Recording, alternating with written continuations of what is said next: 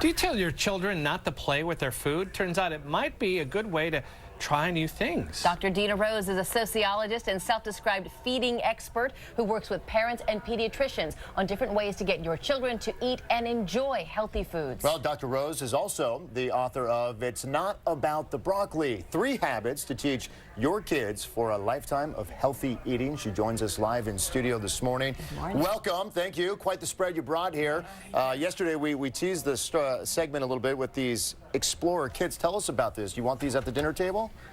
Well, I think it's the best thing to do is to separate eating and exploring. You know, you want your kids to eat the broccoli, you want them to eat the asparagus, and they don't, right? Because there's a lot of pressure, and they don't taste as good as the so-called child-friendly foods, which are loaded with macaroni sugar, and salt, cheese, chicken nuggets, ketchup. Exactly. Yes. But the biggest reason is that exploring new foods can be really scary, right? I mean, especially for some kids.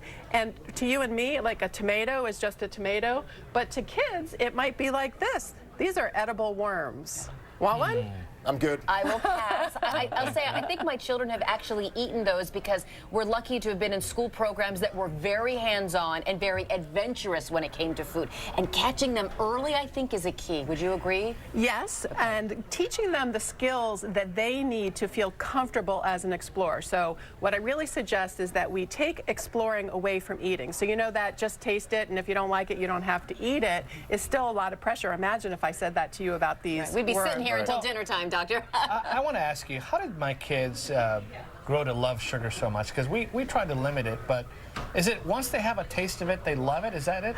Some foods are just easy to like, and other foods take a little bit more practice, a little bit more exposure, and it really is what they get used to tasting. That's how Indian kids end up liking Indian food, and American kids end up liking hot dogs, right? So when we want to move them to vegetables, the thing that we want to do is teach them how to be explorers in general. So we can start with something that they already are familiar with, like pretzels, right? So one thing we can do is, you know, we can take the magnifying glass and we can look at the salt and see what that looks like, or more importantly, do a crisp. What does it sound like? You know, that's something that most kids haven't really thought about.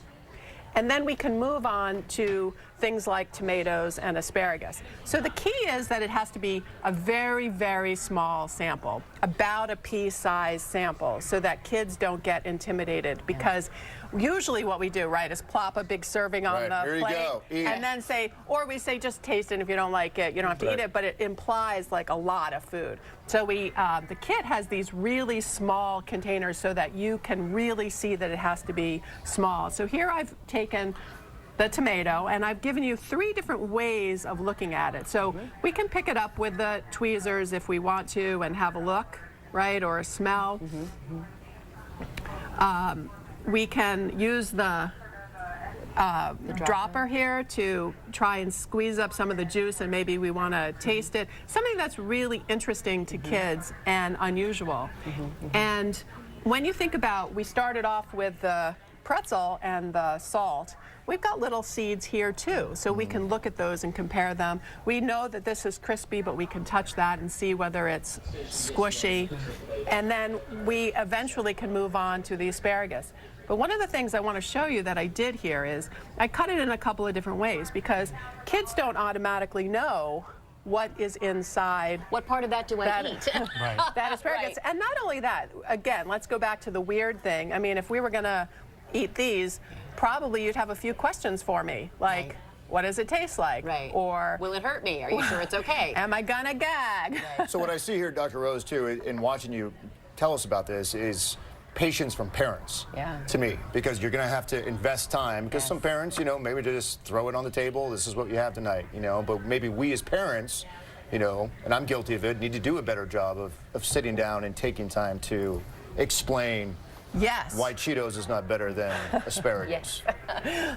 Well, the health argument, surprisingly, is not going to get you very far, because culturally we have this idea in our society that healthy food is good for you, therefore it doesn't taste very good. So stay away from the you should eat this because it's healthy, but we should move towards you should eat this because it actually tastes good. I have a daughter who wants to grow taller. So, I mean, you know, she wants to be a big girl and she wants to go taller. So sometimes we tell her, no, if you drink your milk, this will lead to, you know, you getting the nutrition you need to grow taller. Does that work all the time? Or? Well, it can work sometimes, but it's much more effective to start giving kids a database of food facts so that when they look at something, they can start putting it into their head and say like, oh, I see, that looks like it's going to be crunchy, so I have more courage to taste it. That's the whole point. Giving them the knowledge that we as adults already come to. And the thing is that it can be very difficult for kids to know, or adults to even know. And so you say like, the kit comes with all these words, so your vocabulary and the colors, so that you have something to move beyond. This is the biggest problem parents have, because they are all full of, do you like it? Right. But do you like it puts it in a thumbs up, thumbs down category. And you know those studies that say you need to have like 12 or 14 exposures, which might as well be like a million. Right. Because parents give up after 5. In those studies, the people are not giving the kids big servings. In one study, they gave the kids 1/32 of a tomato. So imagine taking this. Imagine taking this tomato and cutting it into 32 pieces. So it's very small and non-intimidating. That's the whole point. Okay, Dr. Dina Rose, it's not about the broccoli. Want one?